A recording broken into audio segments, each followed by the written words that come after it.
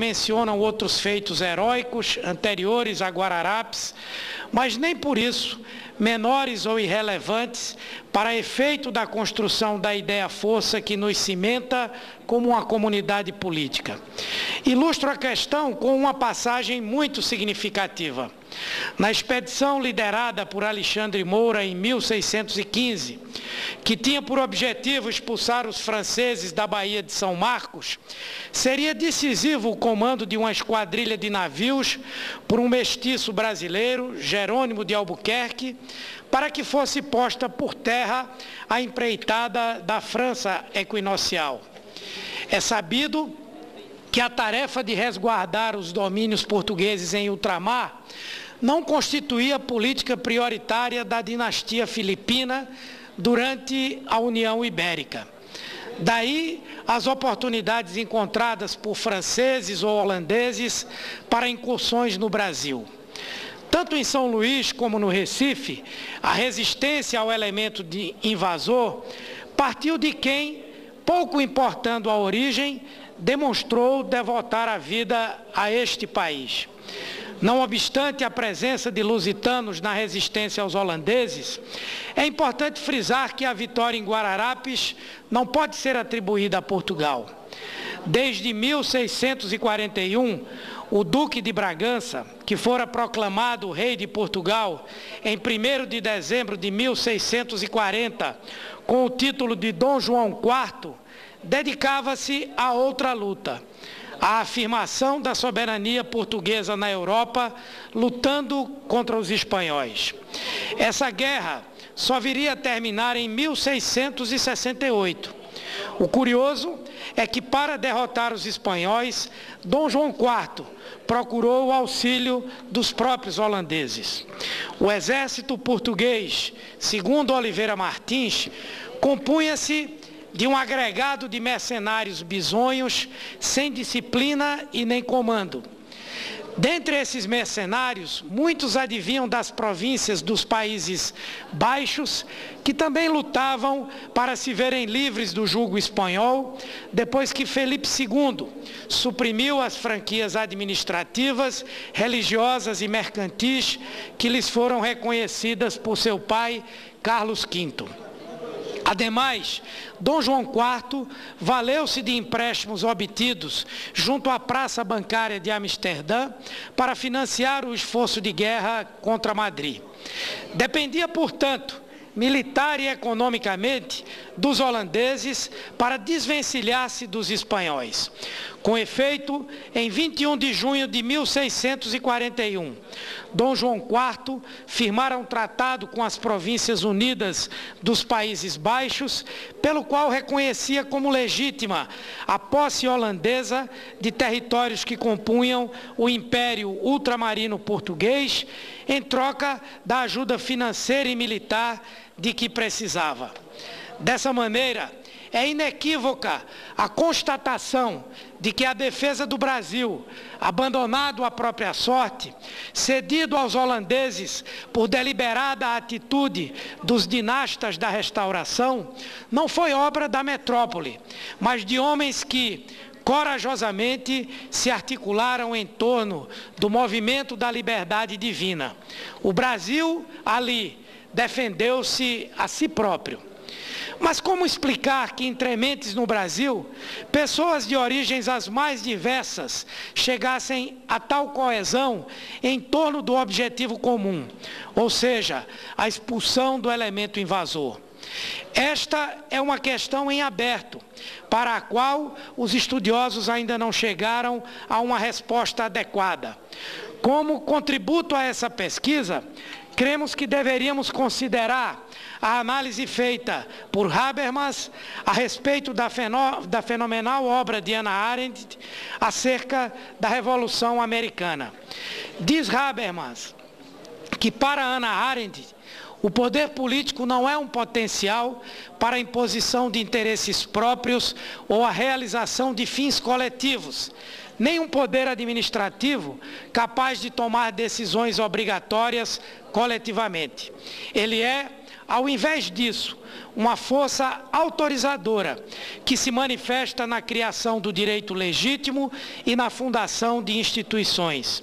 Ele manifesta-se em ordens que protegem a liberdade política, na oposição às repressões que ameaçam a liberdade política a partir de dentro ou de fora, principalmente nos atos instauradores de liberdade que dão vida a novas instituições e leis.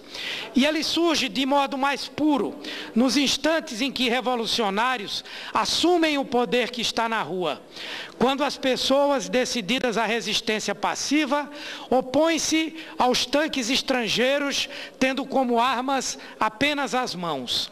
Quando minorias convencidas não aceitam a legitimidade das leis existentes e se decidem à desobediência civil, quando em meio aos movimentos de protesto irrompe o puro prazer de agir. Tomando como modelo a força constituinte da Revolução Americana, Hannah Arendt revolve os diferentes efeitos históricos, a fim de farejar sempre o mesmo fenômeno da relação íntima entre o poder comunicativo e a produção do direito legítimo. Se compararmos, veremos que a mesma oposição às repressões expressa no libelo de Thomas Jefferson contra o rei George III, que motivou os revoltosos de 1648 contra a Companhia das Índias Ocidentais. O que levou à desobediência civil dos brasileiros foi a saturação da tolerância frente aos expedientes de confisco tributário impostos pelos holandeses para a manutenção de suas pesadas estruturas administrativas e militares, as restrições ao culto católico, as migrações forçadas e os juros extorsivos exigidos pelos agentes creditícios do Recife dos produtores de cana-de-açúcar. Assim, podemos afirmar que o Brasil, enquanto nação, nasce naqueles atos de protesto que eram, por excelência, atos instauradores de liberdade que dão vida a novas instituições e leis.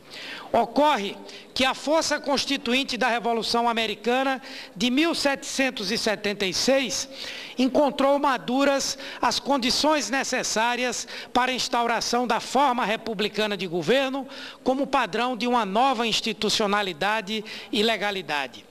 Isso, para os insurretos de 1648, seria simplesmente impensável. Embora se compreendessem unos e coesos pelas experiências de companheirismo e dignidade acumuladas nos embates, não se viam ainda como visionários de uma nova ordem anticolonialista e republicana. Não nos esqueçamos de que na Península Ibérica, ainda a referência para a colônia, tratava-se tão somente a disputa pela primazia monárquica entre a Casa de Bragança e os Habsburgos. Evaldo Cabral de Melo nos mostra, ademais, que a elite açucareira, em sua pretensão de dominação política, apropriava-se da iconografia das batalhas, estimulando uma ideologia nativista de colaboração entre a nobreza da terra e o povo, mas ao mesmo tempo buscava com afinco apartar-se do restante da sociedade, enfatizando sua pureza racial e seu papel dirigente nas conquistas para ver-se reconhecida entre os fidalgos lusitanos. Aí se vê uma tensão entre a apropriação da mitologia nativista para garantir a ordem da sociedade e a busca de status junto à coroa, o que obviamente interditava o debate das ideias separatistas e antimonárquicas. Numa sociedade escravocrata, na qual a aristocracia na colônia buscava sua integração à nobiliarquia metropolitana, as condições para a instauração de uma nova institucionalidade demorariam ainda a amadurecer. Não estavam maduras na Guerra dos Mascates em 1710, nem na Revolução Pernambucana de 1817, tampouco na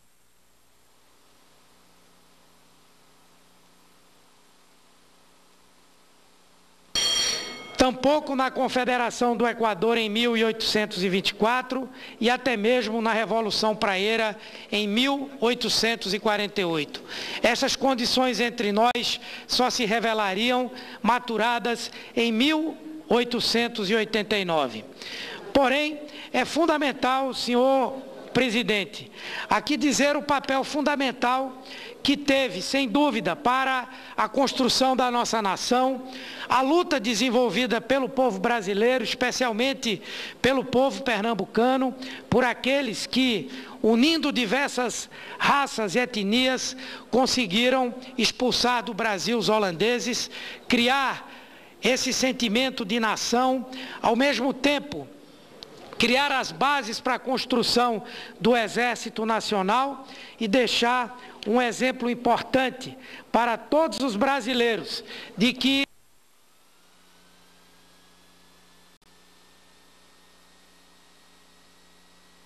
vou concluir, senhor, de que os heróis de Guararapes nos ensinam que a verdadeira soberania nacional não se desvencilha, nem pode se desvencilhar da observância do Estado Democrático de Direito. Muito obrigado pela tolerância, senhor presidente. Parabéns, senador Humberto Costa, pelo pronunciamento. Para uma comunicação inadiável, o senador Giovanni Borges. Pela ordem, senhor presidente. Vossa Excelência dispõe de 5 minutos, que é o tempo regimental.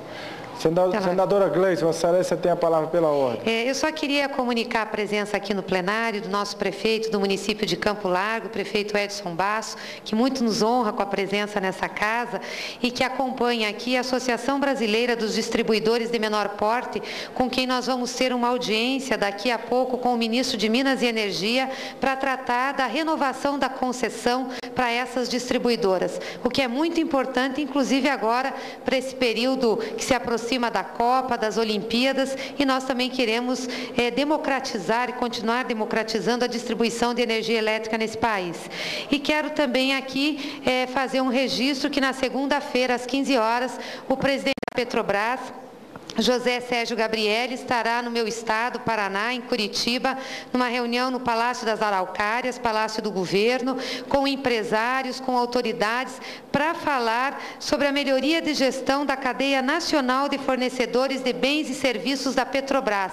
Uma iniciativa que a empresa está tendo, já fez reuniões no Rio Grande do Sul, no Ceará, na Bahia, em Minas Gerais e agora no Paraná com os fornecedores. Nós queremos fortalecer a cadeia do pré-sal. Queria parabenizar a Petrobras por essa iniciativa, o presidente José Sérgio Gabrielli, e desejar que a reunião seja um sucesso, inclusive para os nossos empreendedores paranaenses. Muito obrigada, presidente. Parabéns, senadora, pela palavra solicitada por Vossa Excelência. Parabéns também ao prefeito, sucesso pelas audiências aqui em Brasília e também boa audiência lá do presidente da Petrobras, lá no estado do Paraná, estado que Vossa Excelência tão representa.